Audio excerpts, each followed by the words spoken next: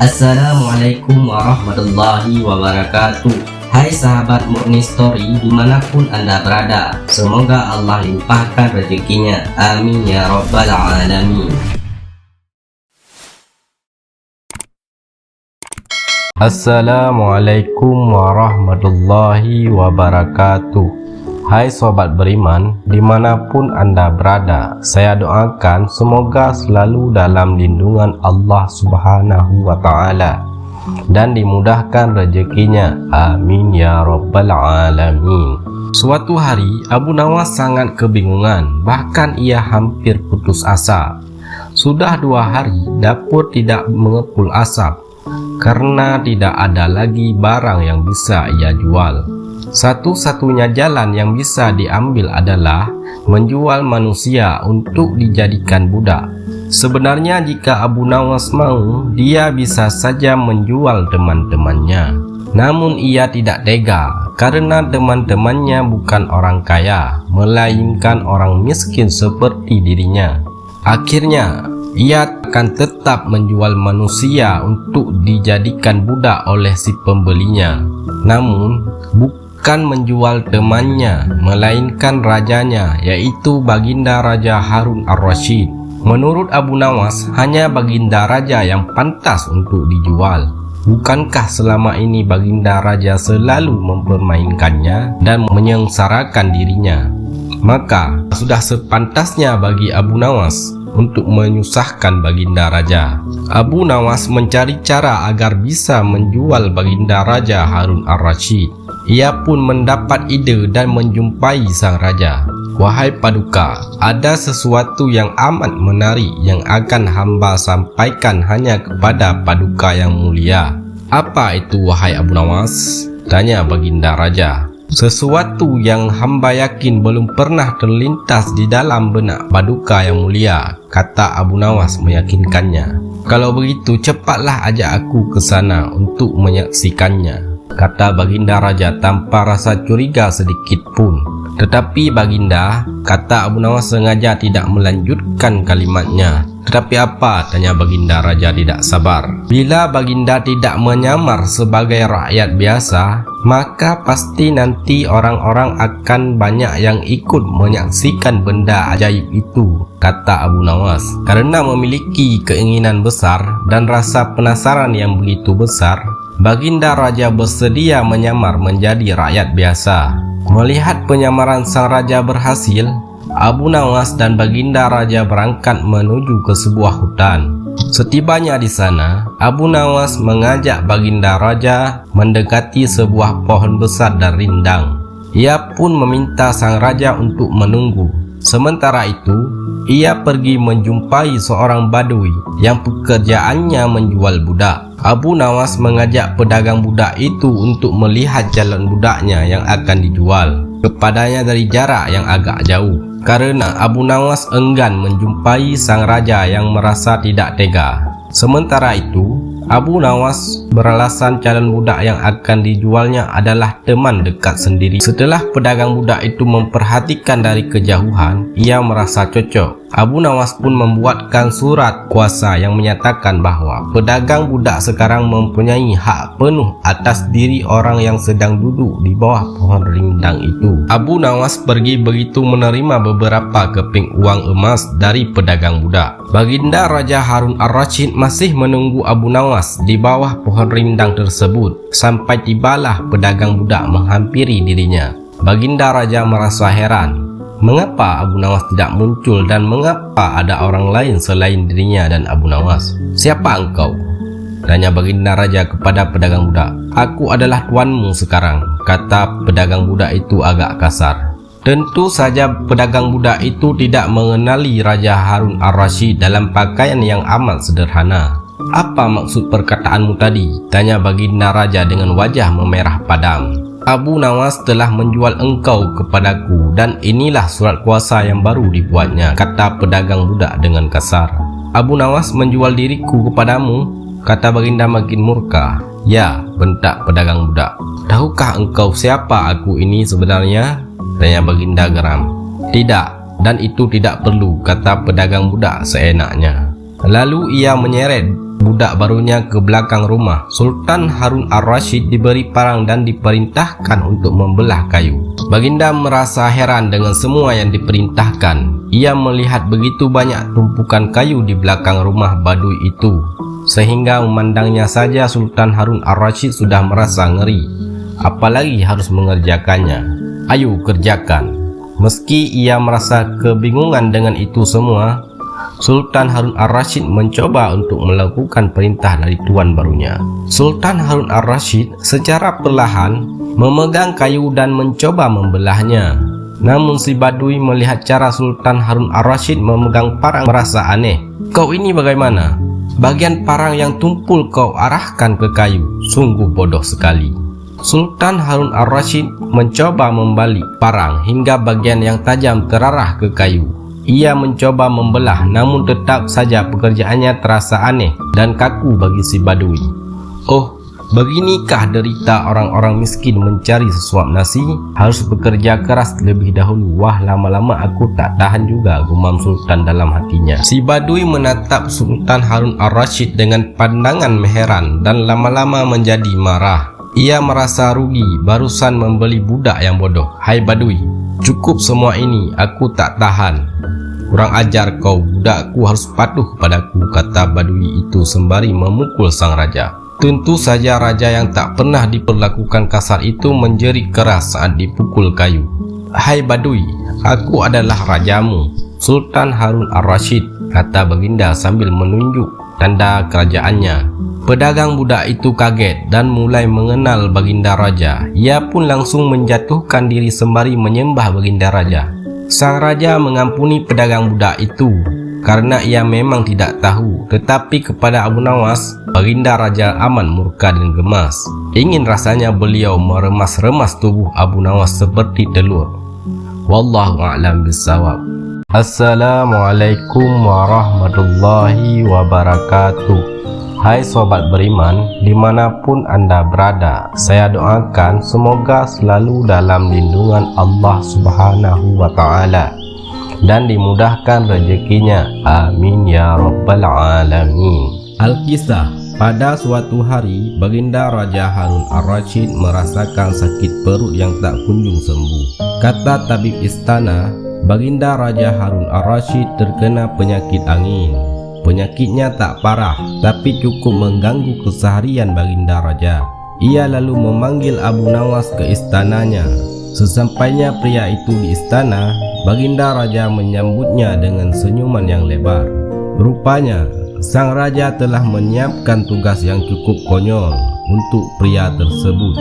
Hai Abu Nawas, aku punya tugas penting buatmu, ucap sang raja. Wahai Baginda Raja Harun Ar-Rasyid, tugas apakah yang akan engkau berikan pada hamba? Jawab Abu Nawas. Akhir-akhir ini aku sering merasakan sakit perut, kata tabib istana. Aku menderita penyakit angin, kata Baginda Raja. Abu Nawas sedikit keheranan mendengar cerita sang raja.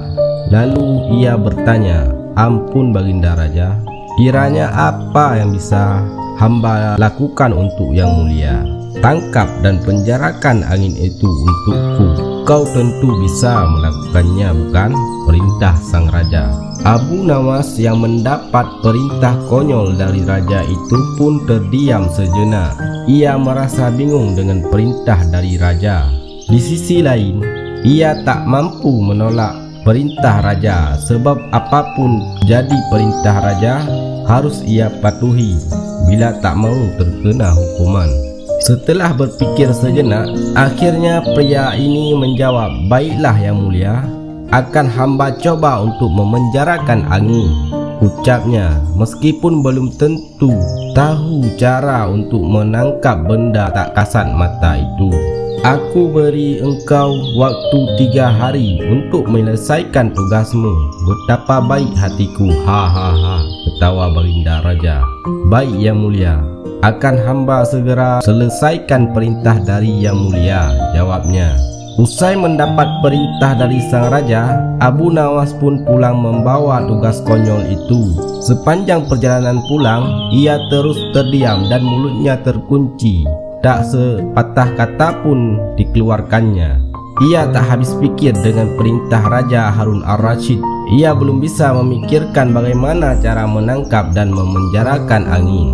Menurutnya, angin adalah benda yang tak berwarna dan tak dapat dilihat. Bagaimana bisa aku menangkap angin yang bahkan tak bisa kusentuh itu? Tanyanya dalam hati.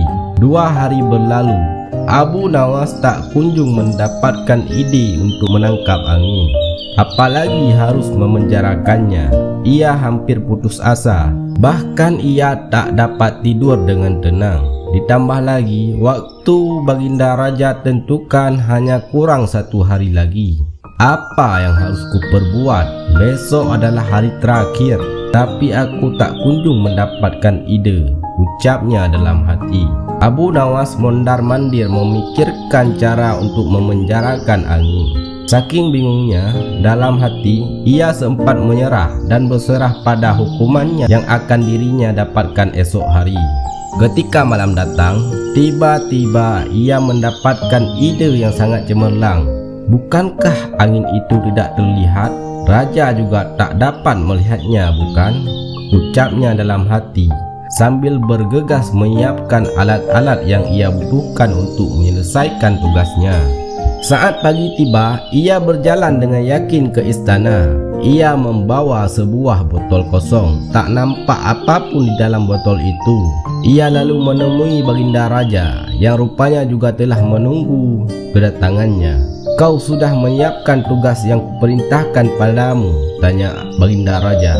Tentu sudah, Yang Mulia, jawab Abu Nawas sambil menyerahkan sebuah botol kosong pada Baginda Raja.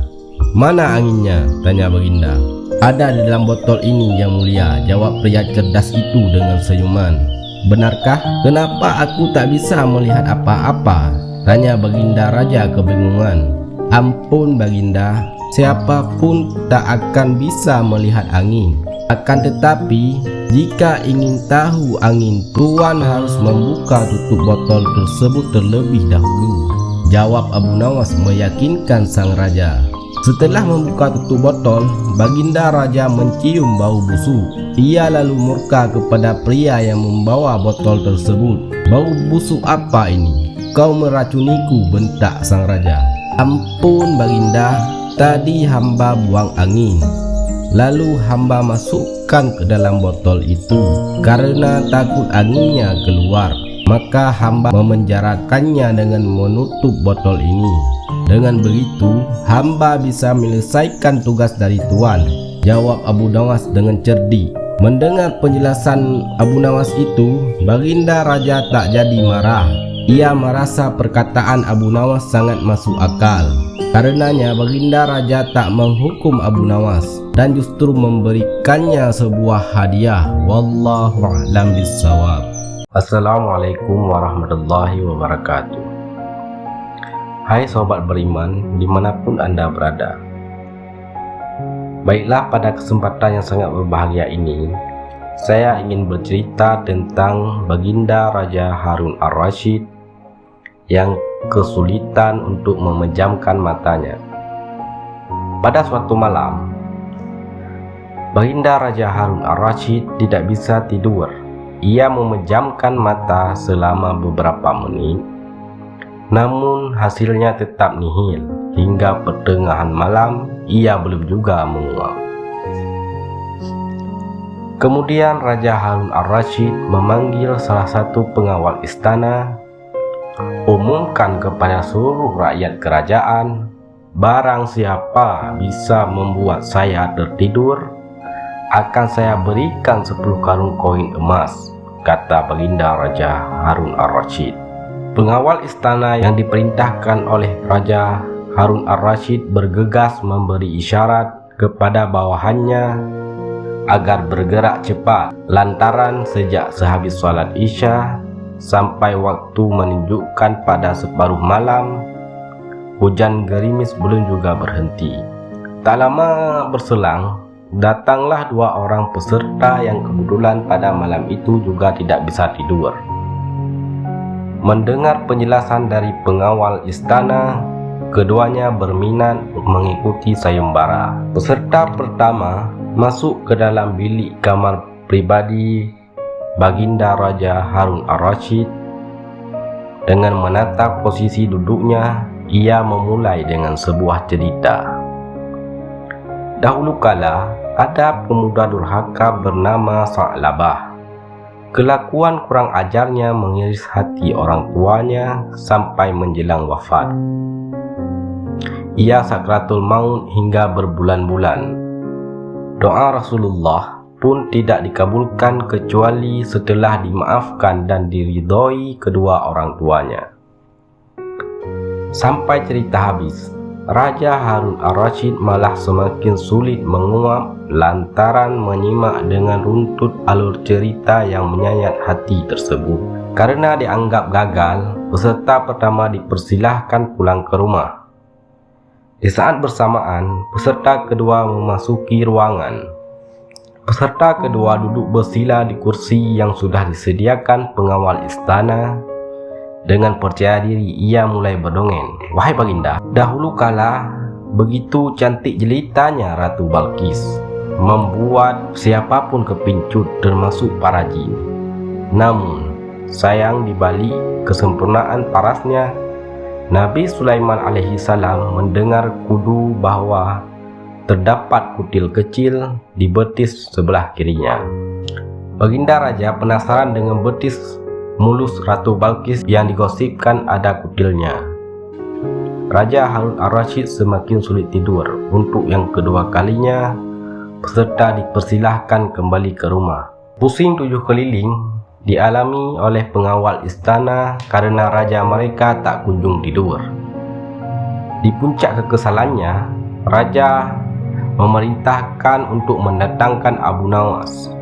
Lalu Abu Nawas datang sambil menata tempat duduknya.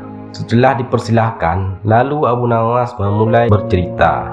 Baginda Raja, dulu ada seekor raja semut yang kurang kerjaan. Ia masuk ke kuping sebelah kanan seorang yang sedang tidur, keluar lagi, lalu masuk lagi, keluar lagi. Kemudian masuk ke kuping kiri, keluar lagi, masuk lagi dan keluar lagi. Raja kesal mendengar kisah yang dituturkan Abu Nawas, monoton dan tidak menarik, sehingga membuatnya menguap 2 kali.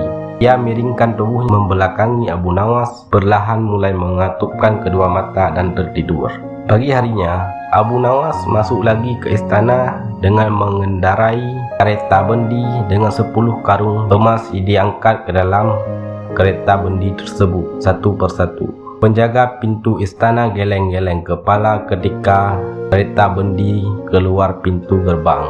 Abu Nawas tertidur pulas di atas tumpukan karung emas dengan suara mendengkur agak keras. Allahu a'lam bishawab. Assalamualaikum warahmatullahi wabarakatuh. Hai sobat beriman dimanapun anda berada. Baiklah, pada kesempatan yang sangat berbahagia ini, saya ingin menceritakan tentang kisah Abu Nawas tentang siapa duluan ayam dan telur. Pada suatu hari, Baginda Raja Harun Ar-Rasyid sangat senang melihat ayamnya yang sudah bertelur. Baginda lalu memerintahkan seluruh kerajaan untuk mengumumkan sebuah sayembara kepada masyarakat. Dalam sayembara tersebut, peserta akan diberikan pertanyaan dan harus memberi jawaban yang tepat. Jika tidak, seperti biasanya, maka peserta tersebut akan diberikan hukuman. Akan tetapi, jika peserta dapat memberikan jawaban yang tepat dan masuk akal, maka akan diberikan hadiah yang besar berupa 1 pundi penuh uang emas. Mendengar hadiah yang besar yang ditawarkan oleh Baginda Raja, maka sangat banyak rakyat yang berkeinginan mengikuti sayembara itu, terutama orang-orang tidak mampu. Namun, masyarakat harus berpikir 2 kali, mengingat hukuman yang akan diterima jika peserta gagal. Sehingga pada akhirnya hanya tersisa 4 orang yang berani mengikuti sayembara. Dan tentu saja ada Abu Nawas di dalam keempat orang tersebut. Adapun sayembara itu memiliki 2 peraturan.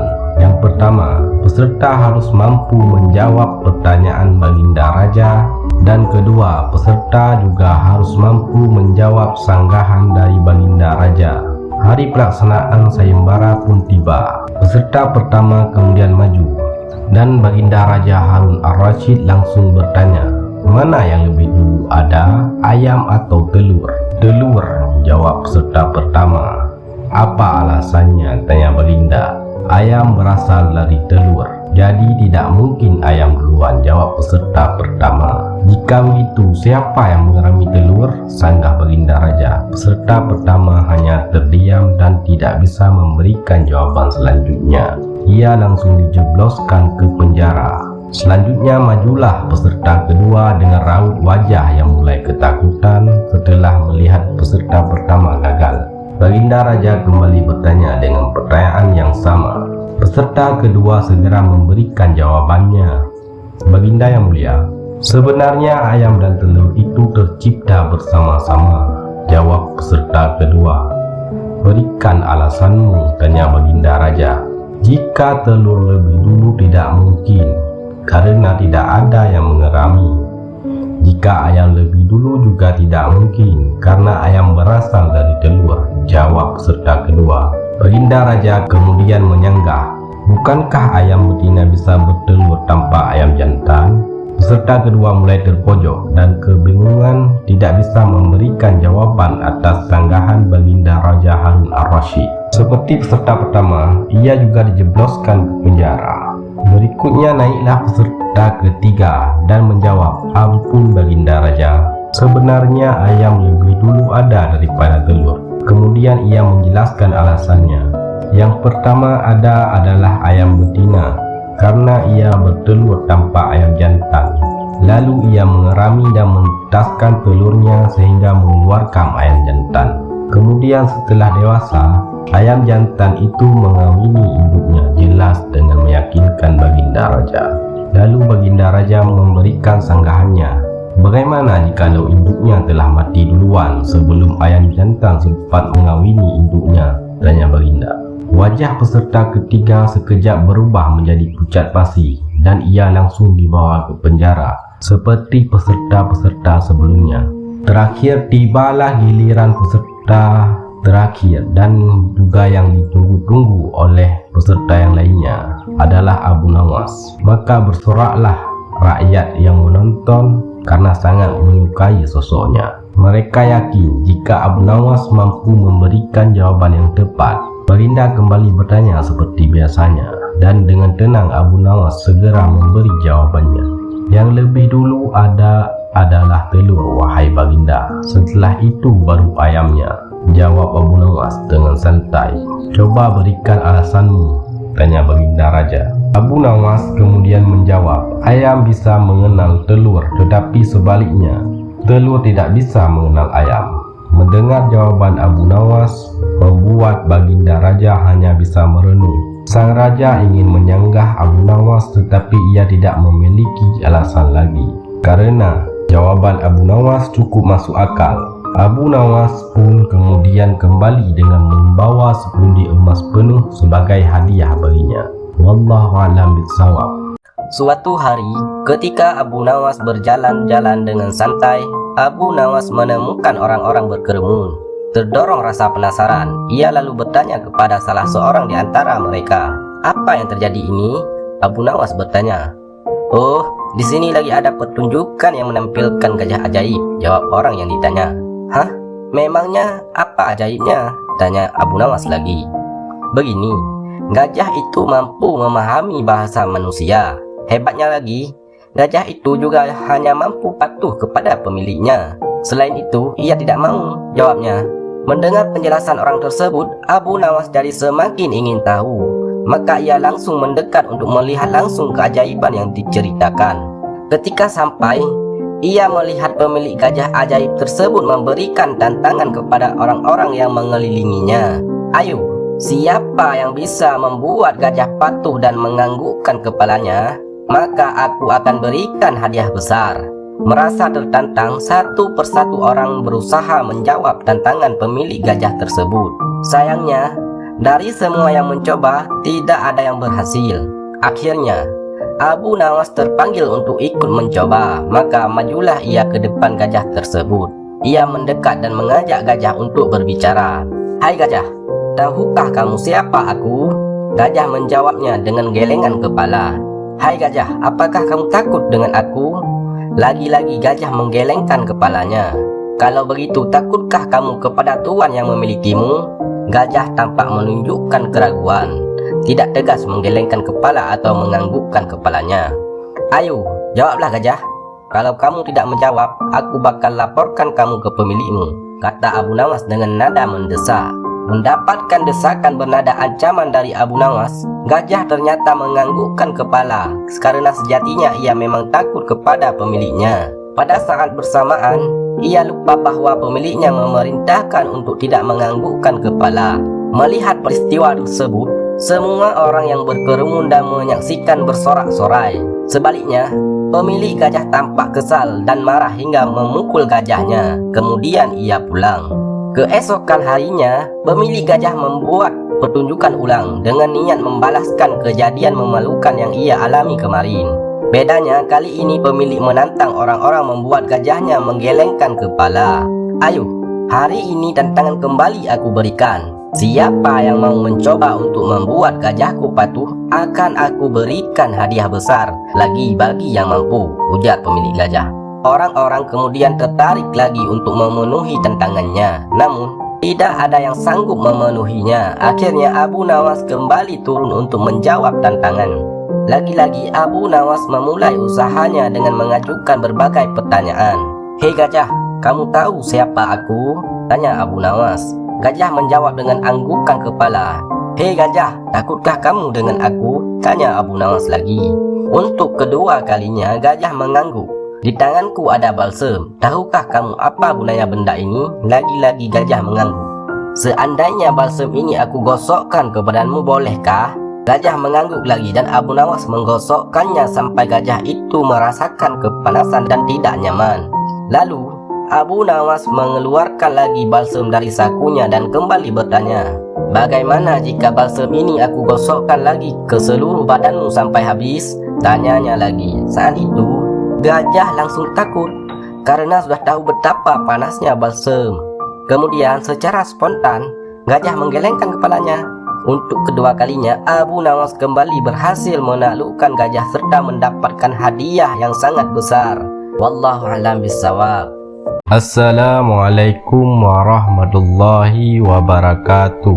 Hai sobat beriman, dimanapun anda berada, saya doakan semoga selalu dalam lindungan Allah Subhanahu wa ta'ala dan dimudahkan rezekinya. Amin ya rabbal alamin.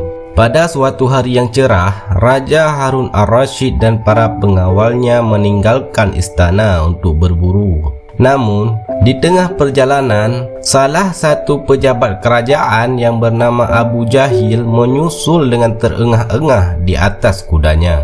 Baginda, hamba mau mengusulkan sesuatu," kata Abu Jahil sambil mendekati sang raja. "Apa usulmu, wahai Abu Jahil?" tanya baginda raja. "Agar acara berburu ini lebih menarik dan disaksikan banyak penduduk, bagaimana kalau kita sayembarakan saja?" ujar Abu Jahil dengan raut wajah serius. Baginda raja terdiam sejenak dan mengangguk-ngangguk. "Hamba ingin beradu ketangkasan dengan Abu Nawas dan nanti pemenangnya akan mendapatkan sepundi uang emas. Tapi kalau kalah, hukumannya adalah dengan memandikan kuda-kuda istana selama 1 bulan, tutur Abu Jahil meyakinkan baginda raja. Akhirnya sang raja menyetujui usulan Abu Jahil tersebut. Hitung-hitungan sayembara itu akan memberikan hiburan kepadanya. Maka dipanggillah Abu Nawas untuk menghadap kepadanya. Abu Nawas pun segera menghadap Raja Harun ar-Rasyid. Ia diberi petunjuk panjang lebar oleh baginda raja. Pada awalnya, Abu Nawas menolak sayembara tersebut karena ia tahu bahwa semua ini adalah akal licik dari Abu Jahil yang ingin menyingkirkannya dari istana. Tapi baginda Raja Harun ar-Rasyid terus memaksa dan Abu Nawas tidak bisa menolak. Abu Nawas berpikir sejenak. Ia tahu kalau Abu Jahil sekarang diangkat menjadi pejabat istana, ia pasti mengerahkan semua anak buahnya untuk menyumbang seekor binatang buruannya di hutan nanti. Namun, karena kecerdikannya, Abu Nawas tersenyum riang. Abu Jahil yang melihat perubahan raut muka Abu Nawas menjadi penasaran dibuatnya. Mana mungkin Abu Nawas bisa mengalahkan dirinya kali ini, pikir Abu Jahil dalam hati. Akhirnya, baginda menggiring mereka ke tengah alun-alun istana. Raja dan seluruh rakyat menunggu siapa yang akan menjadi pemenang dalam lomba berburu. Trompet tanda mulai adu ketangkasan pun ditiup. Abu Jahil segera memacu kudanya secepat kilat menuju hutan belantara. Anehnya, Abu Nawas justru sebaliknya. Dia dengan santainya menaiki kudanya sehingga para penonton banyak yang berteriak. Menjelang sore hari, tampaklah kuda Abu Jahil memasuki pintu gerbang istana. Ia pun mendapat sambutan meriah dan tepuk tangan dari rakyat yang menyaksikannya. Di sisi kanan dan sisi kiri, kuda Abu Jahil tampak puluhan hewan yang mati terpanah. Abu Jahil dengan senyum bangga memperlihatkan semua binatang buruannya di tengah lapangan. Abu Jahil berhak memenangkan lomba ini. Lihat, binatang buruanku banyak. Mana mungkin Abu Nawas mengalahkanku, teriaknya lantang yang membuat para penonton semakin ramai bertepuk tangan. Tidak berapa lama kemudian, terdengar suara kaki kuda Abu Nawas. Semua orang menertawakan dan meneriakinya karena Abu Nawas tak membawa satupun binatang buruan di kudanya. Tapi Abu Nawas tidak nampak gusar sama sekali. Ia malah tersenyum dan melambaikan tangan. Baginda Raja menyuruh dua orang pengawalnya maju ke tengah lapangan dan menghitung jumlah binatang buruan yang didapatkan dua peserta tersebut. Dan kesempatan pertama, para pengawal menghitung jumlah binatang hasil buruan Abu Jahil. 30 ekor kelinci ditambah 5 ekor rusa dan 2 ekor babi hutan, kata satu pengawal. Kalau begitu akulah pemenangnya karena Abu Nawas tak membawa seekor binatang pun, teriak Abu Jahil dengan sombongnya. Tenang, aku membawa ribuan binatang, jelasnya. Aku pemenangnya dan engkau wahai Abu Jahil silahkan memandikan kuda-kuda istana menurut aturan lomba.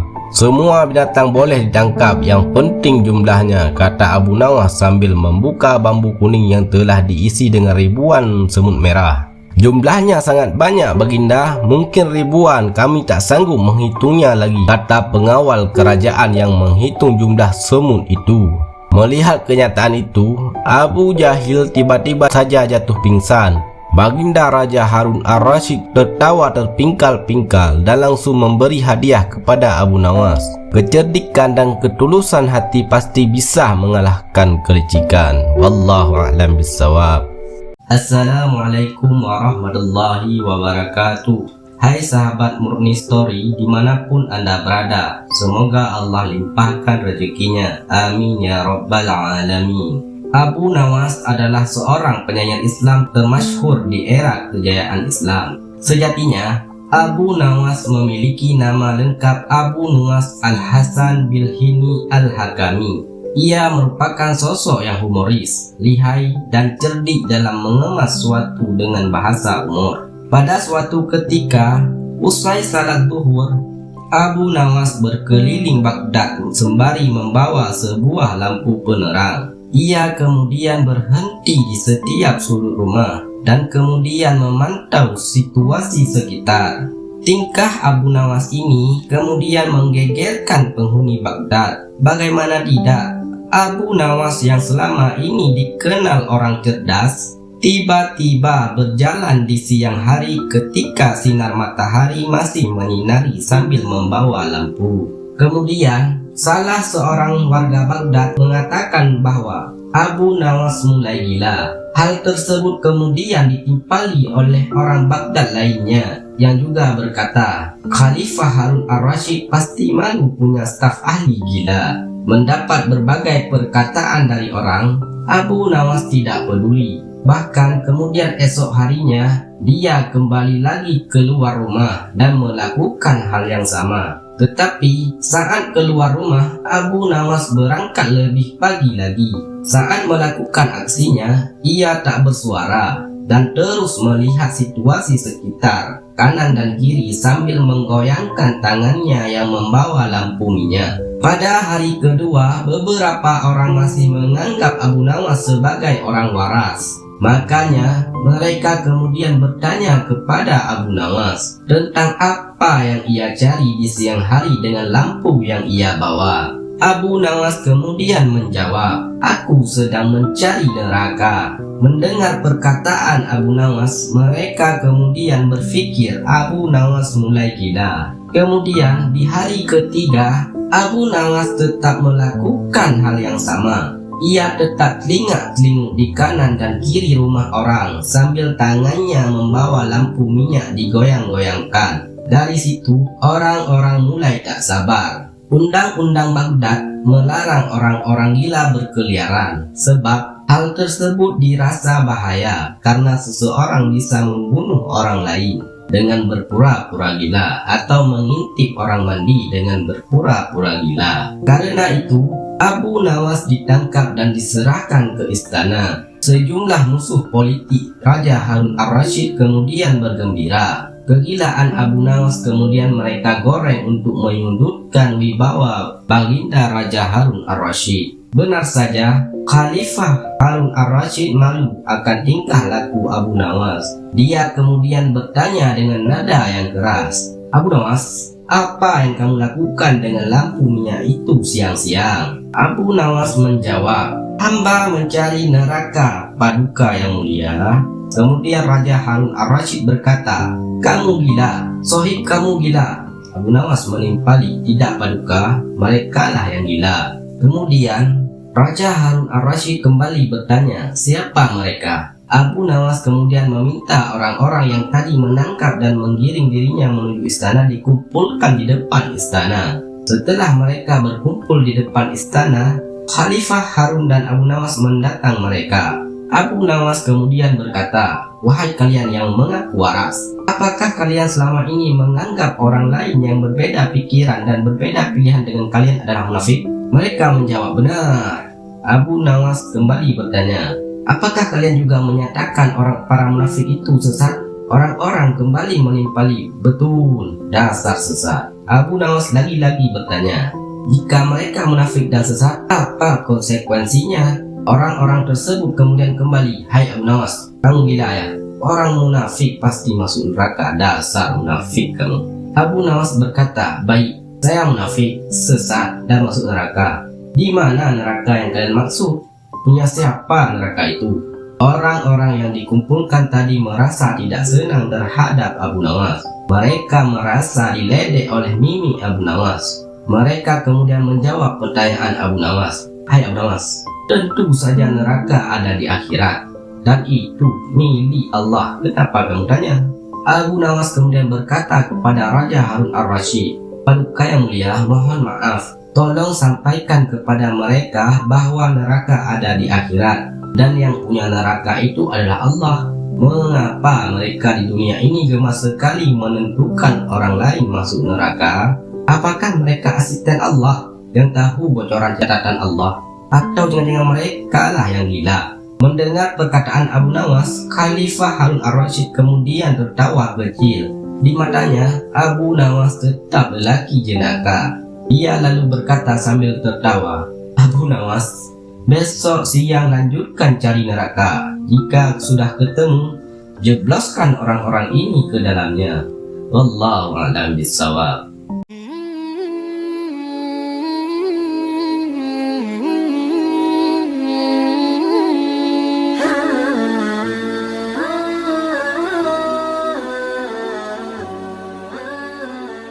Assalamualaikum warahmatullahi wabarakatuh. Hai sobat beriman, dimanapun anda berada, saya doakan semoga selalu dalam lindungan Allah Subhanahu wa Ta'ala dan dimudahkan rezekinya. Amin ya rabbal alamin.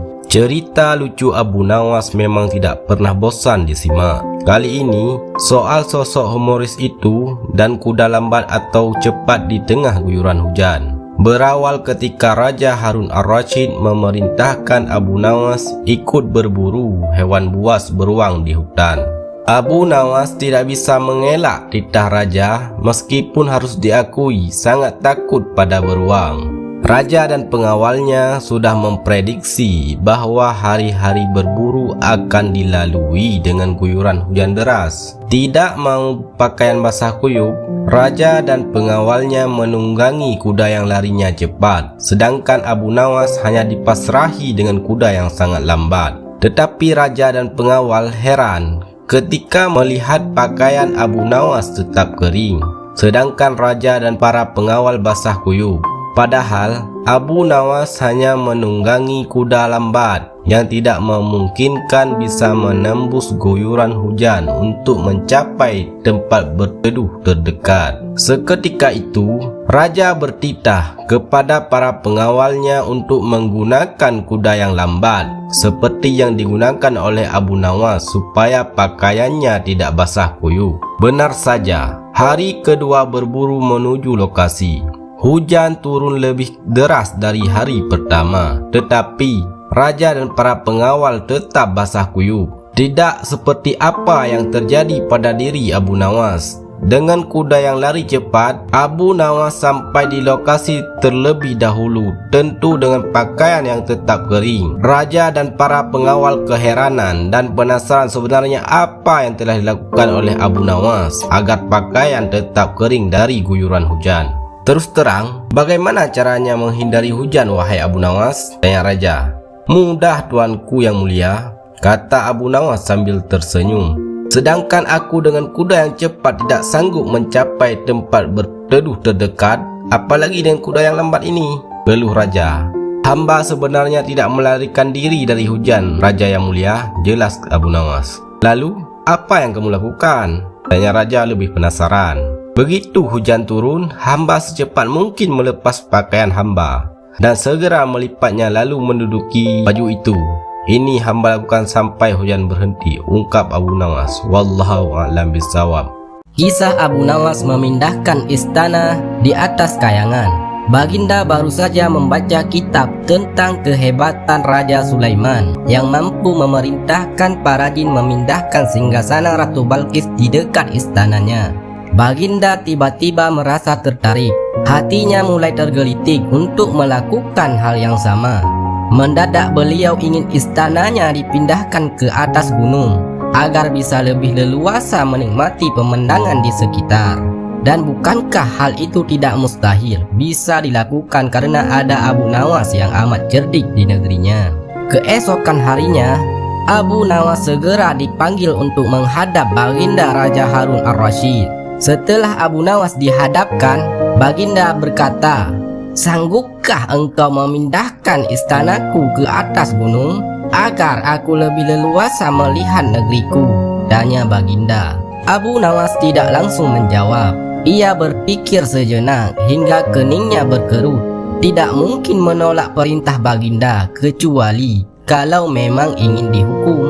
Akhirnya Abu Nawas terpaksa menyanggupi proyek raksasa itu. Ada satu lagi permintaan dari Baginda.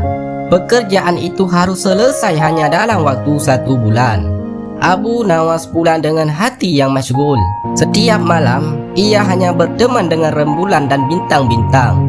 Hari-hari dilewati dengan kegundahan. Tak ada hari yang lebih berat dalam hidup Abu Nawas kecuali hari-hari ini. Tetapi pada hari ke-9, ia tidak lagi merasa gundah gulana. Keesokan harinya, Abu Nawas menuju istana. Ia menghadap Baginda untuk membahas pemindahan istana. Dengan senang hati, Baginda akan mendengarkan apa yang diinginkan Abu Nawas. "Ampun tuanku, hamba datang ke sini hanya untuk mengajukan usul untuk memperlancar pekerjaan hamba nanti," kata Abu Nawas. "Apa usul itu?" "Hamba akan memindahkan istana Paduka yang mulia tepat pada hari raya Idul Kurban, yang kebetulan hanya kurang 20 hari lagi." "Kalau hanya itu usulmu, baiklah," kata Baginda Raja. "Satu lagi Baginda," Abu Nawas menambahkan. "Apa lagi?"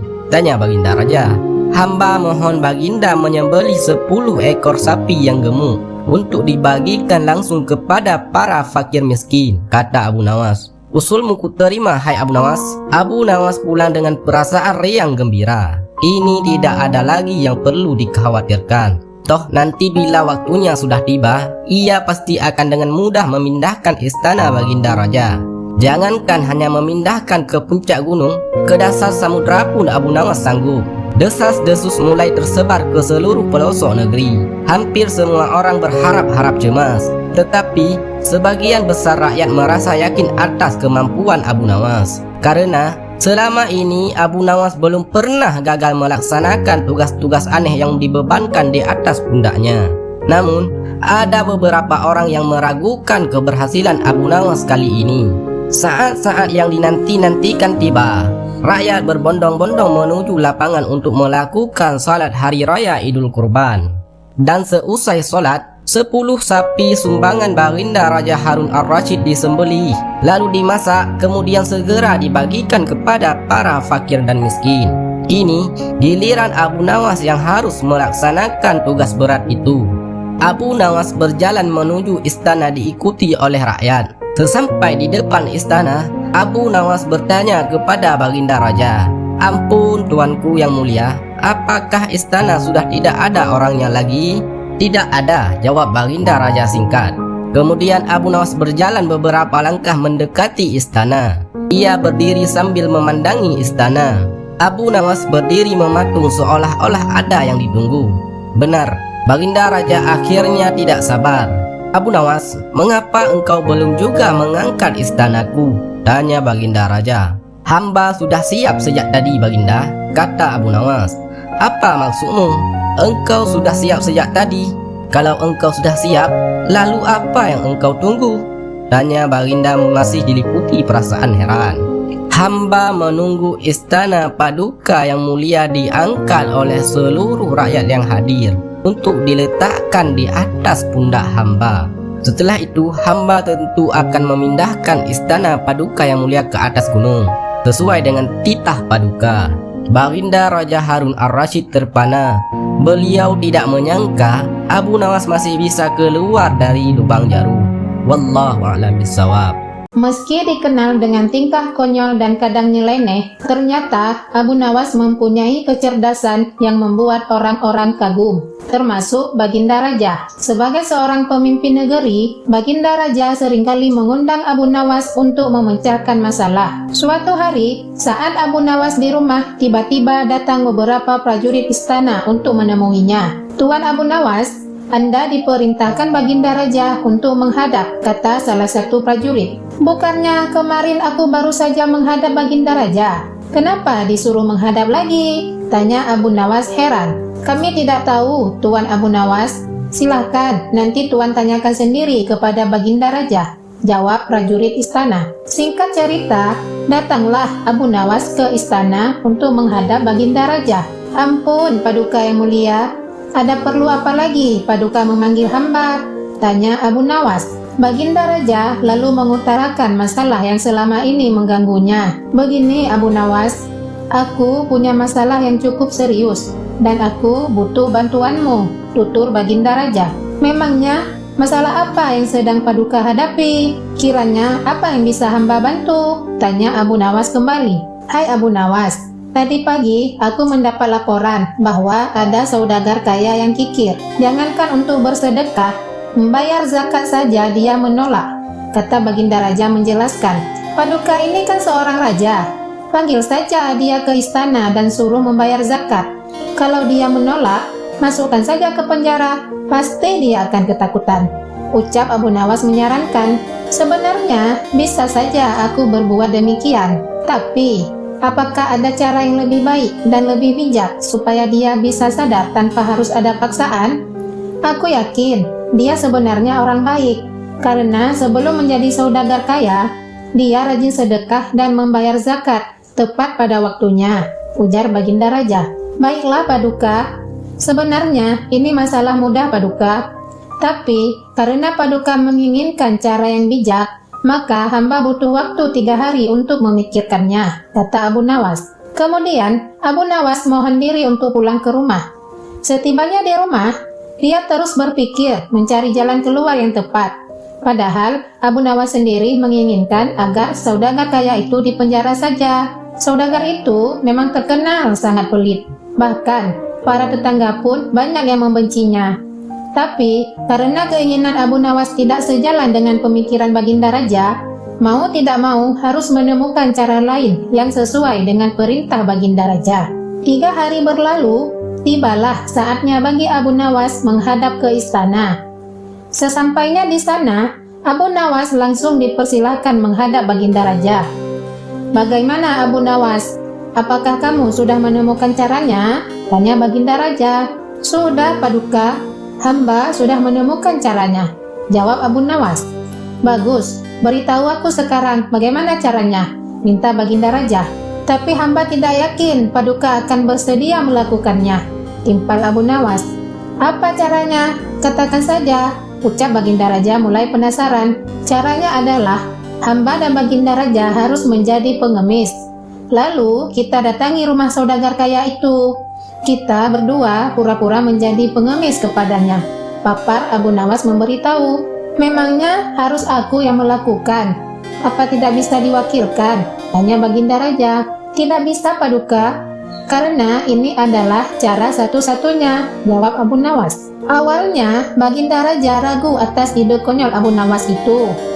Namun, karena ingin menyadarkan saudagar pelit tersebut, akhirnya dia bersedia menuruti saran Abu Nawas. Keesokan harinya, Abu Nawas dan Baginda Raja mendatangi rumah saudagar kaya itu dengan mengenakan baju layaknya pengemis.